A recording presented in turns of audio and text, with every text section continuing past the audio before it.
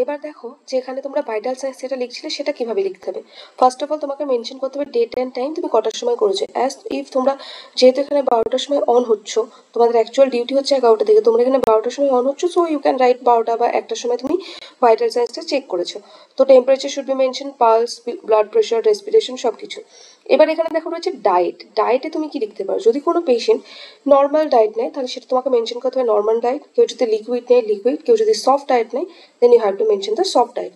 আর এই ইনটেক আর output chart যেটা নিয়ে তোমাদের সব থেকে বেশি কনফিউশন, যেখানে তোমরা রাইস কি ব্রেকফাস্ট করেছি কি লাঞ্চ করেছি এগুলো আমরা কোনো কিছু লিখবো না। ওকে, আমরা এখানে আউটপুটে মেইনলি মেজার করছি হচ্ছে ইউরিন, ঠিক আছে, এটাকে আমরা মেজার করতে পারি। স্টুল, যদি পেশেন্টের স্টুল লিকুইড হয় then only we are going to say that 20 ml কি 30 ml কি 120, সেটা আমরা মেজার করতে পারি। এবার ডিপেন্ড করছে আমরা কোন ক্ষেত্রে মেজার করতে পারি কোন ক্ষেত্রে পারি না, সেটা আলাদা কথা। যদি ধরো লুজ মোশন হলো সেক্ষেত্রে তুমি দেখেও বুঝতে পারবে কতটা অ্যামাউন্ট হতে পারে, that's depends on your idea. Okay, আর মেইনলি আমরা এখানে কি করব, ইউরিনটাকে মেজার করব, ঠিক আছে। তো যেহেতু আমরা পুরো জিনিসটাতেই আমরা কি করছি, ফ্লুইডটাকে মেজার করছি, তাহলে তোমাকে পেশেন্ট ওরালি কি নিয়েছে, ভাত ডাল এসব না লিখে ডিরেক্টলি ফ্লুইড কতটা অ্যামাউন্ট নিয়েছে সেটা তোমাকে লিখতে হবে। ওকে, তো যদি মনে করো যে কোনো একটা পেশেন্ট লাঞ্চ করেছে, তো আমি ধরে নিলাম সেখানে তার রাইস ছিল, সবজি ছিল, ডাল ছিল, সেখানে আমি ধরে নিলাম যে 100 ml ফ্লুইড রয়েছে, তার সঙ্গে 100 ml সে বা 1 গ্লাস সে জল খেয়েছে, সো আমি ধরে নিলাম এখানে 200 ml পেশেন্ট ফিড করেছে। ওকে, অথবা হয়তো দেখতে পারি যেহেতু আমার পেশেন্ট লিকুইড ডায়েটে রয়েছে তাহলে পেশেন্ট আবার রাইস বা ডাল কিছুই খায়নি, হয়তো স্যুপ খেয়েছে বা ডাল খেয়েছে, যাই হোক কিছু একটা ওরালি নিয়েছে যেটা লিকুইড, তাই জন্য আমি এখানে 200 ml করলাম। এবার আমি দেখলাম যে আমার পেশেন্টের আইভি মেডিকেশন চলছে। ওকে, আইভি মেডিকেশন চলতে পারে, যদি ধরো আইভি মেডিকেশন চলে তাহলে কি করবে, যে কোনো আইভি মেডিকেশন আমরা কি করছি 10 ml ফ্লুইডের সঙ্গে মিক্স করে তারপর দিচ্ছি, বা 100 ml ফ্লুইডের সাথে ডিস্টিল ওয়াটারের সাথে বা এনএস এর সাথে মিক্স করে দিচ্ছি, তো আমাদেরকে সেটাকেও মেনশন করতে হবে। যদি আমরা কোনো মেডিসিন দিয়ে থাকি তাহলে তোমাকে সেটা লিখতে হবে IV medication 100 ml। Okay, that also you have to mention. আর এখানে আমার পেশেন্ট কি পাচ্ছিল, আইভি থ্রুতে 600 ml এনএস পাচ্ছিল। ওকে, তুমি এখানে আইভি লিখবে, ব্র্যাকেটে লিখে দেবে এনএস পাচ্ছিল 600 ml। কোথায়, এই যে তুমি 6 ঘন্টা ডিউটি করেছো, 12টা থেকে 5:30, 6.5 ঘন্টা প্রায়, তো সেই টাইমটাতে 600 ml পেশেন্টের এনএস গেছে, মেডিকেশন গেছে 100 ml, তো টোটাল আমার এখানে কত ml হয়েছে সেটা তোমাকে দেখাতে হবে। ওকে, টোটাল কত ml, আমি এখানে প্রথমে 600 + 200 800 করেছিলাম, এখানে তোমার 900 ml ফ্লুইড পেশেন্টের ইনটেক হয়েছে। তো অলওয়েজ ইনটেকে তোমরা ফ্লুইডটা লিখবে, নট ব্রেকফাস্ট লাঞ্চ ভাত ডাল এসব কিছু হবে না। ইউরিনে কি হচ্ছে, পেশেন্ট 1 টাইমস ইউরিন পাস করেছে, যদি পেশেন্টের ক্যাথেটার লাগানো থাকে তাহলে তো আমাদের খুবই ইজি হয় মেজার করতে, যদি না লাগানো থাকে সেক্ষেত্রেও আমাদেরকে মেজার করে দিতে হয়, ঠিক আছে। তো 1 টাইমস ইউরিন পাস করেছে, পেশেন্টকে জিজ্ঞেস করলে কতটা হতে পারে, বা তুমি যদি দেখে থাকো তাহলে তুমিও আন্দাজে বলতে পারবে যে হ্যাঁ কতটা হতে পারে, বাট হসপিটালে অ্যাকচুয়ালি মেজার করা হয়, কেননা পেশেন্ট কি করছে, ইউরিন পটে ইউরিন করছে, তো ওটাকে আবার মেজার করে নেওয়া হয় যে কত ml রয়েছে। তো এখানে আমি ধরে নিলাম 250 ml রয়েছে। এবার হচ্ছে আমাকে ব্যালেন্স করতে হবে, পেশেন্টের ইনটেক ছিল, ফ্লুইড ইনটেক ছিল 900 ml।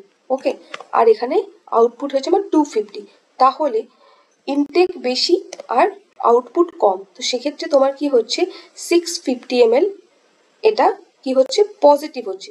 এইবার কোনো ক্ষেত্রে যদি তোমার ইনটেকটা কম হতো আর আউটপুট বেশি হতো তাহলে আমরা সেটাকে বলতাম ওটা হচ্ছে নেগেটিভ ব্যালেন্স, কিন্তু এই ক্ষেত্রে আমাদের পজিটিভ ব্যালেন্স রয়েছে। যদি স্টুল পাস করে থাকে in your times you will write 1 times pass 2 times pass, আর যদি না করে থাকে দেন নীল। ওকে, রিমার্কস, রিমার্কসে কি লিখছো, যেহেতু আমি এখানে পেশেন্টের কি চলছে ফ্লুইডস চলছে, ভাইটাল সাইন্স আমি চেক করেছি, পেশেন্ট ফ্লুইডটা টলারেট করতে পারছে, ভাইটালসও স্টেবল রয়েছে। এবার ধরো কোনো ক্ষেত্রে পেশেন্ট কি হলো কনস্টিপেটেড হয়েছে, 2 দিন স্টুল পাস হয়নি, তো তুমি সেখানে রিমার্কসে লিখতে পারো। পেশেন্ট যদি আনকনসিয়াস থাকতে সেটা তুমি লিখতে পারো, পেশেন্ট যদি স্টেবল না থাকে সেটা তুমি লিখতে পারো, depends on the patient condition কি রয়েছে যেটা ইম্পর্টেন্ট সেটা তোমাকে রিমার্কসে লিখতে হবে। ওকে, এইবার হচ্ছে তোমার যেটা তোমরা লিখছো নার্সেস কি লিখছো, এই তোমার ওই ডেট টাইম করার থেকে এটা তোমরা তোমাদের মতো মেনশন করে নেবে। অবজেক্টিভ, দেখো এখানে নার্সিং অ্যাক্টিভিটিসের মধ্যে আমরা কি করছি, মনিটর দ্য ভাইটাল সাইন্স, আমরা ভাইটাল সাইন্স মনিটর করলাম, কি কি রয়েছে সেটা মেনশন করব। যেহেতু আমার পেশেন্টের বললাম অ্যাপেন্ডিসাইটিস হয়েছিল, যার জন্য অ্যাপেন্ডেক্টমি করা হয়েছে, তো আমি সেখানে কি হবে, অ্যাপেন্ডেক্টমি যেহেতু রয়েছে মানে সার্জারি হয়েছে, সেখানে অবশ্যই একটা ড্রেসিং করা থাকবে, ড্রেসিং করা থাকবে বা সার্জিক্যাল ড্রেসিং থাকবে। সেই ড্রেসিং এরিয়াটা আমি চেক করেছি, সেটা আমি লিখেছি। দেখেছি ওখানে কোনো সাইন্স অফ ইনফেকশন আছে কিনা, সেটা আমি দেখে নিয়েছি। ওকে, এরপরে ধরো রেশনালিটি ওটার জন্য লিখেছি, অবজেক্টিভও আমি কি করছি, পেশেন্টের কন্ডিশনটাকে মনিটর করছি। আর কি করেছি, আমি আইভি ফ্লুইড অ্যাডমিনিস্টার করেছি, সেটা আমি লিখবো। মেডিকেশন দিয়েছি, কি মেডিকেশন দিয়েছি, তার রুট, ডোজ, ফ্রিকোয়েন্সি, সেগুলো লিখবো। এবার এখানে তুমি লিখে দেবে অ্যাকর্ডিং টু ডক্টর অ্যাডভাইস। ওকে,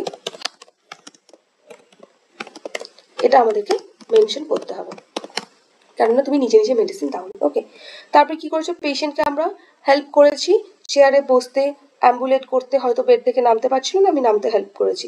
ওকে, তারপরে হচ্ছে ধরো ডিপ ব্রিদিং এক্সারসাইজ করাতে আমি হেল্প করেছি। এটা তোমরা করতেই পারো, কোনো অসুবিধা নেই হসপিটালে, বাট পেশেন্টের কন্ডিশনের উপর ডিপেন্ড করে। সিস্টারকে জিজ্ঞেস করবে, যদি বলে হ্যাঁ যে করতে পারো, করবে, কোনো অসুবিধা নেই। তারপরে হচ্ছে সাইকোলজিক্যাল সাপোর্ট দিয়েছি, বা পেশেন্টের আমার যেহেতু পোস্ট অপারেটিভ মানে অপারেশন হয়েছে, তো পোস্ট অপারেটিভ পেশেন্টকে কী কী মেনটেন করতে হবে না করতে হবে সেই রিলেটেড অ্যাডভাইস আমি দিয়েছি। কী কী খাবার খাবে, কি এক্সারসাইজ করবে, এগুলো সমস্তটা তোমাকে লিখতে হবে, ঠিক আছে। এরপরে হচ্ছে তুমি কি করলে, এই যে কাজগুলো করলে সেটা তুমি কি করলে, নার্সেস রেকর্ডে আমি মেনটেন করলাম, ডকুমেন্টেশন করলাম। সেটা এইভাবে লিখবে, যেভাবে তোমরা লেখো এভাবে হয় না। এইবার তোমাদের কিছু জিনিস থাকে, ধরো পেশেন্ট তুমি সকালবেলা গেছো 8টার সময় মর্নিং ডিউটিতে গেছে, তুমি সেখানে বেড মেকিং করতে পারো, তো তুমি লিখতেই পারো যে ডান বেড মেকিং। এবার হতে পারে কি, তুমি যে টাইমটা গেছো দুপুরবেলার দিকে গেছো, তখন পেশেন্টের বেড মেকিং হয় না, বাট আমরা বেডটাকে টাইডি করতে পারি। সো উই ক্যান রাইট যে আমরা বেডটাকে টাইডি করি, আমি বেডটাকে টাইডি করেছি। ক্লিন, ক্লিন তো লিখবো না, আমরা অ্যারেঞ্জ করেছি সুন্দরভাবে, সেটা আমরা লিখতে পারি। তারপর হচ্ছে ধরো কোনো প্রসিডিওর চলছে, আইভি ক্যানুলেশন হতে পারে, তারপর ক্যাথেটারাইজেশন হতে পারে, তো সেই প্রসিডিওরে তুমি অ্যাসিস্ট করেছো হয়, সেটা তুমি লিখতে পারো। Assisted in the procedure is this procedure mention করবে। তুমি যদি প্রসিডিওরটাকে অবজার্ভ করে থাকো, তাহলে তুমি সেটাও মেনশন করবে যে অবজার্ভ দিস প্রসিডিওর। তুমি যদি কিছু নতুন জেনে থাকো বা কিছু শিখে থাকো ওয়ার্ডে, ওখানে প্রচুর দেখবে চার্ট পোস্টার লাগানো থাকে, হয়তো তুমি সেখান থেকে কিছু শিখলে, বা ডক্টর রাউন্ডে এসেছে সেখানে তোমাদের কিছু পড়ালো, তো সেটাও তুমি লিখতে পারো যে আমি এই জিনিসটা শিখলাম।